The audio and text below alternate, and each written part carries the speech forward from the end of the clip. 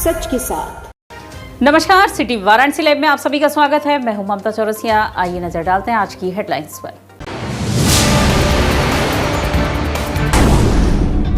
Sigra police ने cantt station के आसपास देह व्यापार करने वालों के खिलाफ छेड़ा अभियान, 4 को पकड़ा।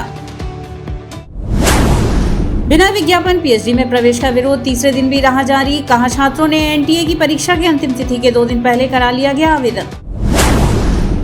बाबा लाड भैरव के तिलक के साथ शुरू हुआ विवाह उत्सव। तिलक उत्सव पर बड़ी संख्या में शामिल हुए श्रद्धालु। और जयनारायण इंटर कॉलेज के मैदान पर शुरू हुआ दिव्यांग नेशनल क्रिकेट टूर्नामेंट, धन्यवाद ट्रॉफी। और अब खबरें विस्तार से। सिगरा पुलिस ने कैंट स्टेशन के आसपास देह व्यापार करने वालों के खिलाफ अभियान चलाकर 4 लोगों को गिरफ्तार किया है। धर्म की नगरी काशी को देह व्यापार जैसे धंधे से कलंकित करने वालों के खिलाफ वाराणसी कमिश्नरेट पुलिस सख्त हो गई है। वाराणसी के कैंट रेलवे स्टेशन के बाहर देह व्यापार का धंधा करने वालों पर सिगरा पुलिस ने बुधवार को बड़ी कार्रवाई की है। इंग्लिशिया लाइन से रोडवेज के बीच चल रहे देह व्यापार करने वालों के खिलाफ सिगरा थाना प्रभारी राजू सिंह के नेतृत्व में रोडवेज चौकी इंचार्ज ब्रिजेश सिंह ने कार्रवाई कर 4 महिलाओं को मौके पे हिरासत में लिया। कैंट रेलवे स्टेशन के बाहर हुई कार्रवाई से पूरे क्षेत्र में हड़कंप मच गया। विगत कई दिनों से पुलिस को देह व्यापार करने वाली महिलाओं के खिलाफ शिकायत मिल रही थी। ऐसे में सिगरा पुलिस ने महिला पुलिसकर्मियों के साथ मिलकर इस धंधे में संलिप्त महिलाओं को पकड़ने की योजना बनाई। पहले पुरुष पुलिसकर्मी कस्टमर बनकर देह व्यापार करने वाली महिलाओं के पास पहुंचे। जब उन्हें पुख्ता हो गया तो उन्होंने मौके पर मौजूद सादे वस्त्र में महिला पुलिसकर्मियों को इशारा किया और देह व्यापार में संलिप्त महिलाओं को हिरासत में ले लिया। पुलिस द्वारा पकड़ी गई महिलाओं को थाने ले जाकर उनके गिरोह के बारे में पता लगाया जा रहा है। सिगरा थाना प्रभारी ने बताया कि हिरासत में ली गई महिलाओं से पूछताछ की जा रही है। इसके साथ और कौन लोग शामिल हैं और क्षेत्र के कुछ होटल संचालकों के नाम भी इस धंधे में सामने आए हैं। पूछताछ के बाद इन सभी पर विधिक कार्यवाही की जाएगी।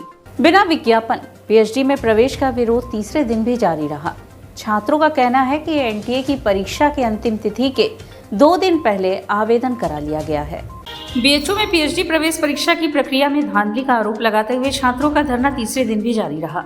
छात्रों ने आरोप लगाया कि इस बार बिना सीटों के विज्ञापन के ही चोरी से आवेदन कर लिए गए हैं। कला संकाय के हिंदी विभाग में संचालित प्रयोजन मूलक हिंदी पत्रकारिता विषय से पीएचडी के सीटें और विषय का विज्ञापन नहीं निकाला गया था।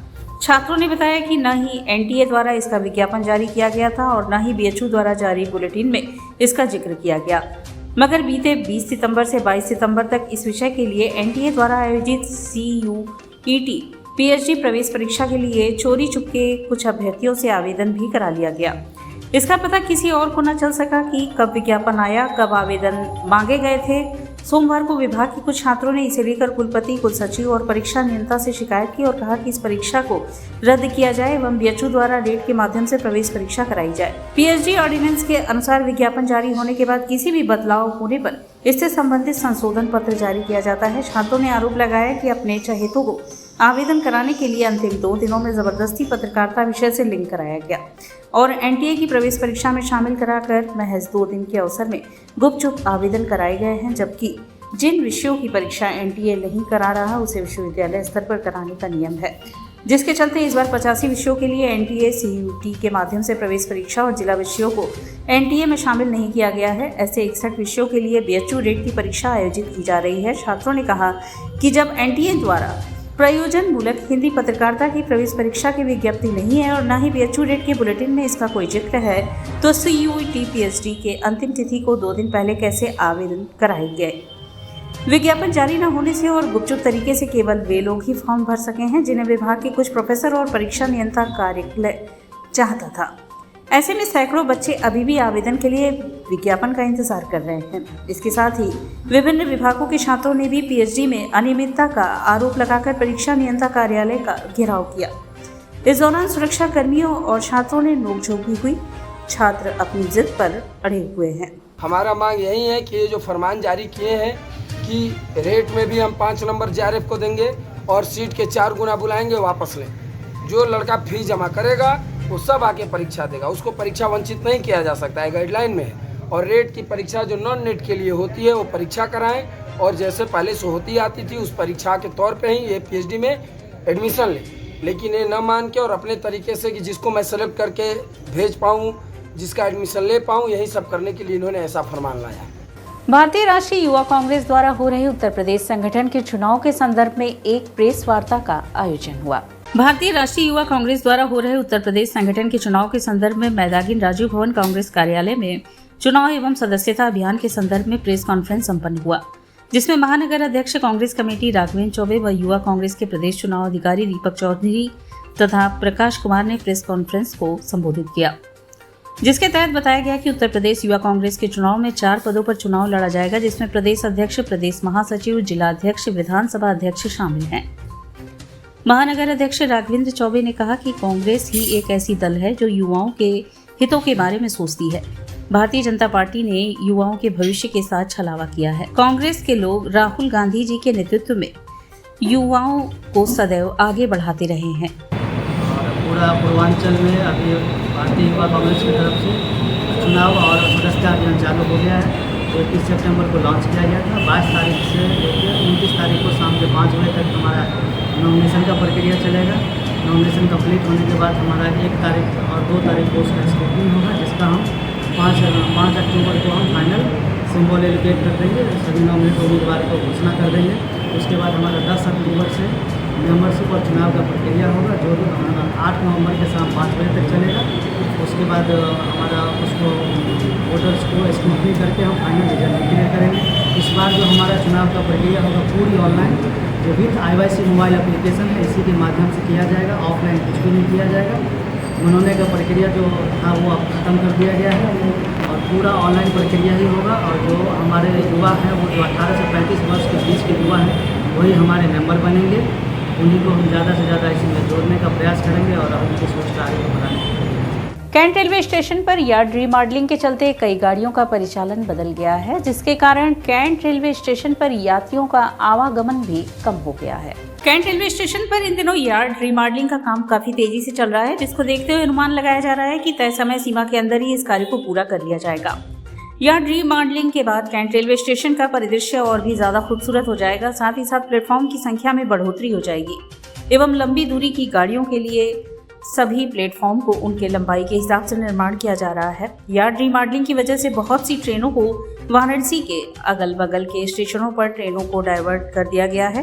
कुछ ट्रेनों को शिवपुर से, कुछ ट्रेनों को बनारस रेलवे स्टेशन से और कुछ को लोहता रेलवे स्टेशन से परिचालन किया जा रहा है, जिसकी वजह से वाराणसी के कैंट रेलवे स्टेशन पर यात्रियों का आवागमन बहुत कम हो चुका है और इसकी वजह से वहां पर जो catering, food stall, book stall एवं वाहन स्टैंड संचालक हैं उनको इसका खामियाजा उठाना पड़ रहा है। उनका कहना है कि रेलवे प्रशासन की तरफ से हम लोगों को कुछ रियायत देनी चाहिए, क्योंकि हमें तो यात्री आए चाहे ना आए, बिक्री हो या ना हो, रेलवे को उसका किराया देना ही पड़ेगा। अगर रेलवे डिपार्टमेंट इसमें कुछ गुंजाइश कर देगी तो हम लोग को राहत मिल जाएगी।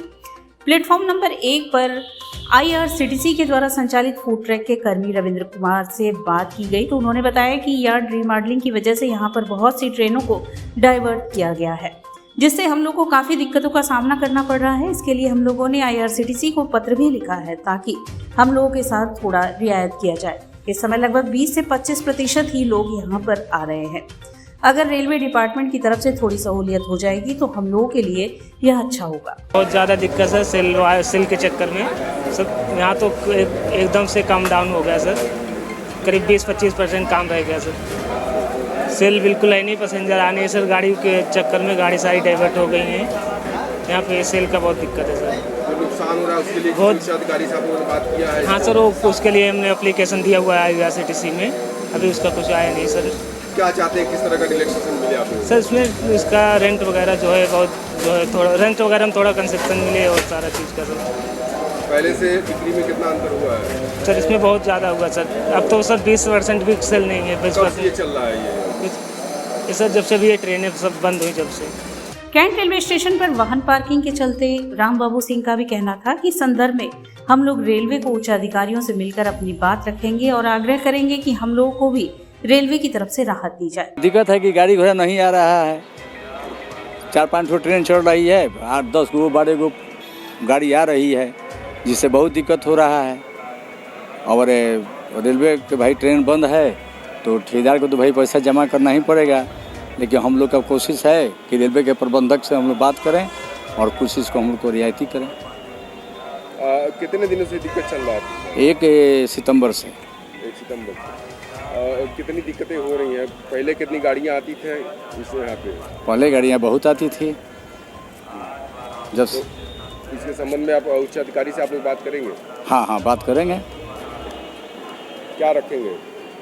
यही कि सर जो हम लोगों का ये पैसा देना है रेलवे को कैसे दिया जाएगा वो अपना बताइए या टाइम आगे बढ़ाइए। कैंट रेलवे स्टेशन के डायरेक्टर गौतम दीक्षित ने बताया कि यार्ड रीमॉडलिंग की वजह से बहुत सी ट्रेनों को यहां से डाइवर्ट किया गया है, जिसकी वजह से यहां पर लाइसेंसी बुक स्टॉल, लाइसेंसी फूड स्टॉल, लाइसेंसिंग कैटरिंग एवं पार्किंग लाइसेंसी जो लोग यहां पर हैं उनके व्यवसाय पर असर पड़ रहा है। इसके लिए रेलवे के नियम के हिसाब से वह हमें आवेदन देते हैं तो उस पर विचार कर उन्हें कुछ रिलैक्सेशन दिया जा सकता है। लेकिन यार्ड रिमॉडलिंग का जो काम चल रहा है उसकी वजह से स्टेशन पर यात्रियों का फुटफॉल कुछ कम हुआ है।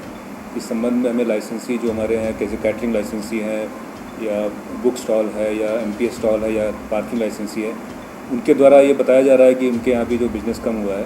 तो इसमें जो रेलवे के जो रूल्स हैं उसके अनुसार यदि वो हमें आवेदन देते हैं कि उन ट्रेन ऑपरेशन में कमी होने की वजह से उनकी लाइसेंसी या उनकी अर्निंग में कमी आई है, तो जो रेलवे के जो वर्तमान में नियम है उनके अनुसार उनके जो आवेदन है स्वीकार किया जाएगा और यदि संभव होगा तो उनके लाइसेंस फीस में उनको कुछ रिलैक्सेशन भी दिया जाएगा।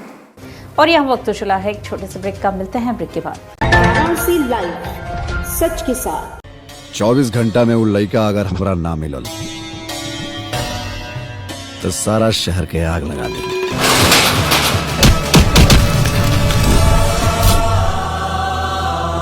मन के भंवरा JMS प्रस्तुत Shanti production script, producer Subhash Yadav.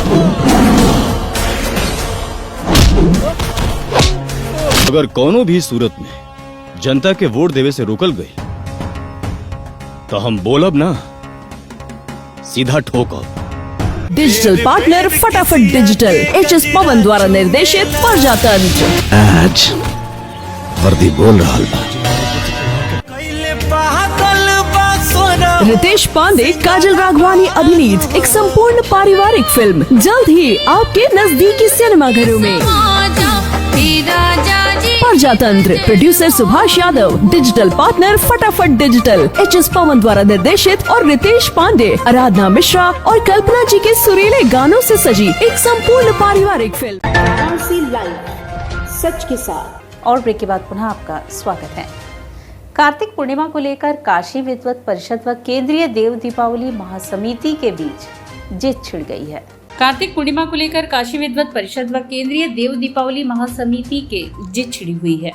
Kashi विद्वत परिषद कार्तिक पूर्णिमा 26 नवंबर को होने की बात कर रही है, तो केंद्रीय देव दीपावली महासमिति इसे 27 नवंबर को मानने का आह्वान करते हुए देव दीपावली आयोजित करने की बात कर रही है। इस संदर्भ में केंद्रीय देव दीपावली महासमिति के अध्यक्ष वागीश दत्त मिश्र ने पाराणकर भवन में प्रेस वार्ता कर बताया कि इस वर्ष कार्तिक पूर्णिमा देव दीपावली महोत्सव 27 नवंबर को है।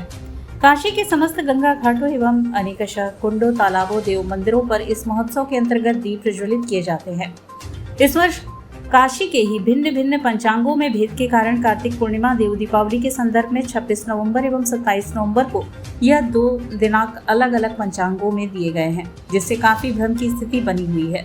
इस पर विचार करने के लिए पिछले दिनों वाराणसी में गंगा घाटों एवं कुंडों, तालाबों पर देव दीपावली के आयोजक संस्थान संगठनों ने गंगा सेवा निधि के कार्यालय में पंडित किशोरी रमण दुबे, अध्यक्ष गंगोत्री सेवा समिति के अध्यक्षता में विभिन्न विद्वज्जनों एवं धर्माचार्यों के साथ बैठक कर इस विषय पर गहन विचार विमर्श कर यह निर्णय लिया गया कि इस वर्ष पंचांगों में सनातनियों के पर्वों त्योहारों पर जिस प्रकार से भेदभाव सामने आए हैं वो चिंतनीय है।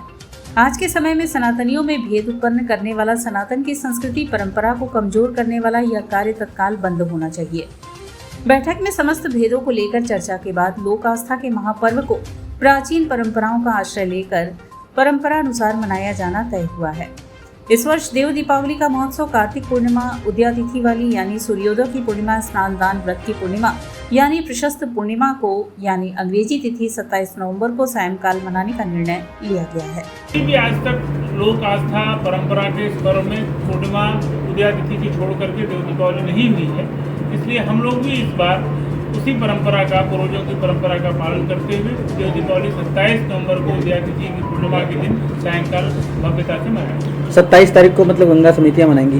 एक बात आ रही है कि अब विश्वनाथ धाम में भी 26 तारीख को ही मनाई जाएगी देव दिवाली। वो 26 को मनाएं, 25 को मनाएं, 24 को मनाएं, जिसकी जो इच्छा साल भर मनावें, कोई दिक्कत नहीं। लेकिन काशी के गंगा घाटों पर देव दीपावली का आयोजन करने वाली, जो गंगा आरती का आयोजन करने वाली जो संस्था और समितियां हैं, वो 27 नवंबर उदया तिथि की पूर्णिमा के दिन ही देव दीपावली का सायंकाल आयोजन करें। कौन कौन सी वो समितियां हैं, कुल कितनी है? वो 84 घाटों की समितियां हैं। सभी समितियों ने मिल करके पूज्य बाबू महाराज जी के अध्यक्षता में गंगा सेवा निधि के कार्यालय में सबकी बैठक हुई और सब में सर्वानुमति से निर्णय हुआ कि हम लोग लोक आस्था के इस पर्व को, लोक परंपरा के इस पर्व को इन झंझटों से मुक्त रखेंगे और हमेशा जिस प्रकार हम लोगों के पूर्वजों ने किया है, पूज्य सत्येंद्र मिश्र जी ने किया है, पूज्य काशी नरेश ने किया है, कि हमेशा उदया तिथि की पूर्णिमा में देव दीपावली मनाएं, हम लोग भी बैठेंगे।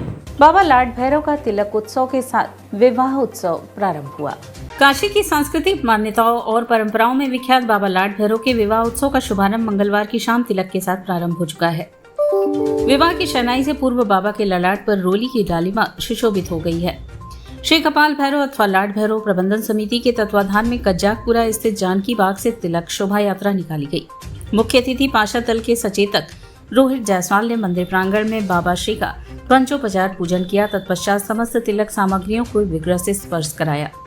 परंपरा अनुसार छोटे बड़े थालों, परातों, अन्य पात्रों में सजे नवीन वस्त्राभूषण, नाना प्रकार के फल फूल, मेवे, मिठाइयाँ, तांबूल आदि को भक्तों ने सर पर रखकर वाहन तक पहुंचाया। हाथों में धर्म ध्वजा लिए हर हर महादेव लाड भैरव बाबा के जय जयकारों संग तिलक शोभा यात्रा मुख्य मार्ग की ओर बढ़ा। शोभा यात्रा में दशकों के पुराने साक्षी तिलकहरू पारंपरिक परिधान धोती कुर्ते में खूब उत्साहित नजर आए, तो वहीं हजारों की संख्या में उत्साहित नौजवान डीजे की धुन पर मार्ग पर्यंत जमकर थिरके।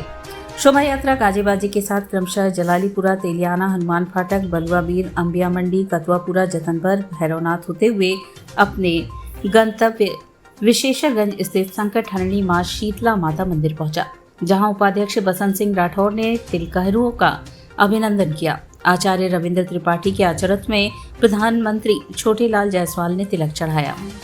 रोली अक्षत के शुभ तिलक से बाबा के रजत मुखौटे का भाल दमक उठा। भंडारे में हजारों भक्तों ने प्रसाद ग्रहण किया। सुरक्षा के दृष्टिगत कई थानों की फोर्स मंदिर से लेकर शोभा यात्रा मार्ग में तैनात की गई थी। इस दौरान समिति की ओर से मंत्री मुन्ना लाल यादव, कोषाध्यक्ष छोटन केशरी, नंदलाल प्रजापति, विक्रम सिंह, कर्णशंकर पांडे, बचेत लाल, अजय सिंह, सुशील जायसवाल, निक्की जायसवाल, अंकित जायसवाल, शिवम त्रिपाठी, मनदीप, उज्जवल, घनश्याम आदि रहे। कहाँ से उठकर कहाँ आया है? लाड भैरव मंदिर से उठता है और अपने मार्ग से होते हुए माता भवानी के प्रांगण में आता है और 51 भाग कम यहाँ आता है, जिसमें बाबा का तमाम तरह के कारण वगैरह सब बाबा का भोग लगता है, उसको अर्पण होता है। तो इनका विवाह कब है? इनका विवाह कब होगा? 29 तारीख को लिया और 30 तारीख को बाबा श्री का। राम तारक आंध्रा आश्रम में भारतीय संस्कृति पर निबंध प्रतियोगिता का आयोजन हुआ। राम तारक आंध्रा आश्रम के प्रांगण में श्री गणेश नवरात्र महोत्सव के उपलक्ष्य में चल रहे कार्यक्रमों के अंतिम प्रतियोगिता के दिन निबंध प्रतियोगिता का आयोजन किया गया, जिसमें विभिन्न स्कूलों व संस्थाओं के प्रतिभागियों ने भाग लिया। प्रतिभागियों में 5 से 9 वर्ष आयु वर्ग में इशिका पटवा प्रथम स्थान, शैफाली सोनकर द्वितीय स्थान, जानवी सिंह ने तृतीय स्थान प्राप्त किया और 15 से 25 वर्ष आयु वर्ग में प्रथम स्थान मुस्कान पटवा, द्वितीय स्थान नित्या सिंह व सुरभि कात्यान ने तृतीय स्थान प्राप्त किया। वरराज मौर्य, आदर्श यादव, सुरभि कात्यान, हर्ष तिवारी, शशांक जायसवाल भी तृतीय व चतुर्थ स्थान पर रहे। कार्यक्रम का संचालन आशीष टंडन ने किया। शुभारंभ दीप प्रज्वलन कर किया गया। कार्यक्रम के मुख्य अतिथि additional commissioner of police Shivsingh P Chanashwar ji व विशिष्ट अतिथि गजानन जोशी जी, अनुपम श्रीवास्तव, महिपाल जी, अभिषेक जायसवाल, BH शास्त्री जी रहे। सभी अतिथियों का स्वागत VV सुंदर शास्त्री, आशीष टंडन, हिमांशु वाजपेयी व कार्यक्रम की अध्यक्षता कर रही उमा शास्त्री ने अंग वस्त्र और स्मृति चिन्ह भेंट कर किया। साथ ही साथ विविध प्रकार के सांस्कृतिक कार्यक्रमों का आयोजन संध्याकालीन समापन के अवसर पर किया गया। कार्यक्रम में मुख्य रूप से सलोनी गुप्ता, अंकिता भट्टाचार्य, श्रीति, देवोश्री दत्ता एंड ग्रुप प्रकृति, Priyanka Diwakar, and Ankita, Tanushree and group, Hansika and group व अन्य कलाकार साथियों ने आज गणपति बप्पा को अपनी कला के माध्यम से पुष्पांजलि अर्पित की।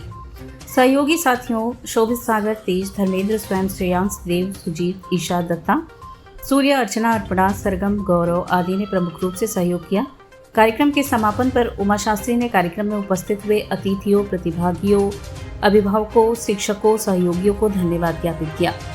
वह प्रत्येक वर्ष आप सभी के सहयोग से इसी तरह गणपति पूजनोत्सव मनाएंगे वचन भी लिया। वह कार्यक्रम का समापन किया।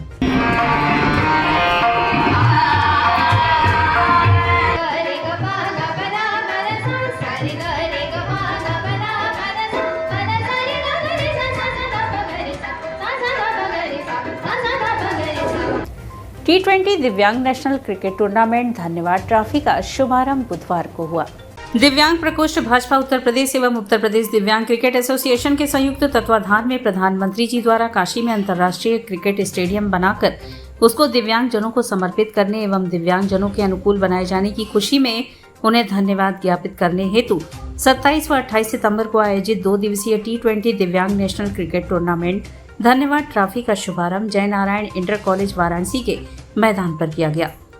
शुभारंभ कार्यक्रम के मुख्य अतिथि दिलीप पटेल, अध्यक्ष भाजपा काशी प्रांत ने कहा कि खेल एवं खिलाड़ी लोगों को जोड़ने का काम करते हैं तथा खेल दिव्यांगों के सशक्तिकरण का सशक्त माध्यम है। इस अवसर पर उन्होंने जय नारायण इंटर कॉलेज के मैदान के जीर्णोद्धार कराए जाने की भी घोषणा की। शुभारंभ कार्यक्रम की अध्यक्षता करते हुए पूर्वांचल के प्रसिद्ध व्यवसायी व समाज सेवी केशव जालान ने कहा कि खिलाड़ी ही एक ऐसा योद्धा होता है जो बिना युद्ध और हथियार के अपने देश का झंडा दूसरे देश के सरजमीन पर लहराने की क्षमता रखता है।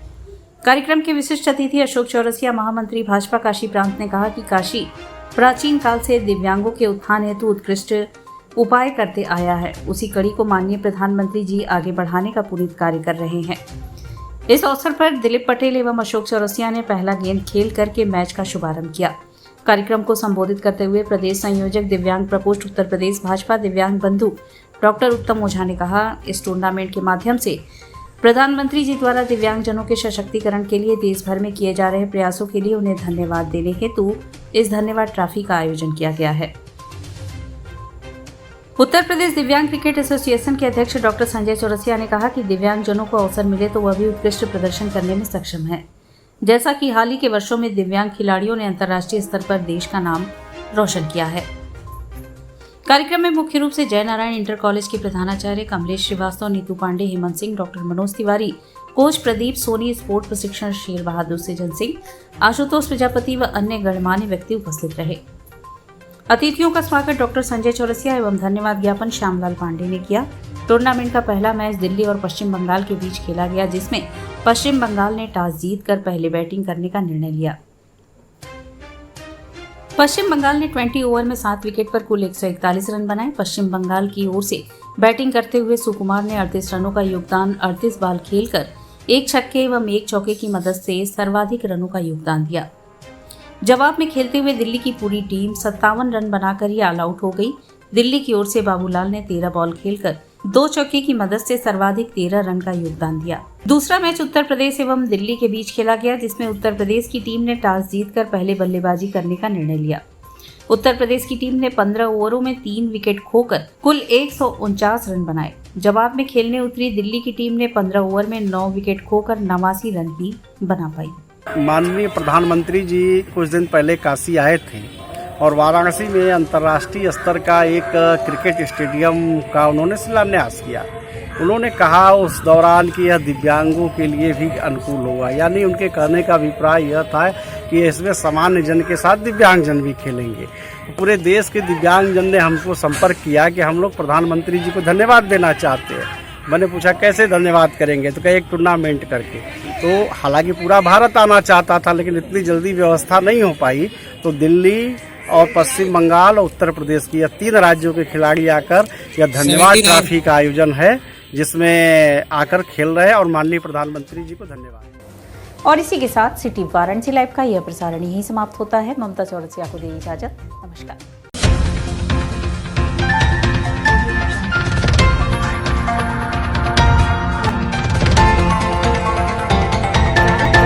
लाइव सच के साथ।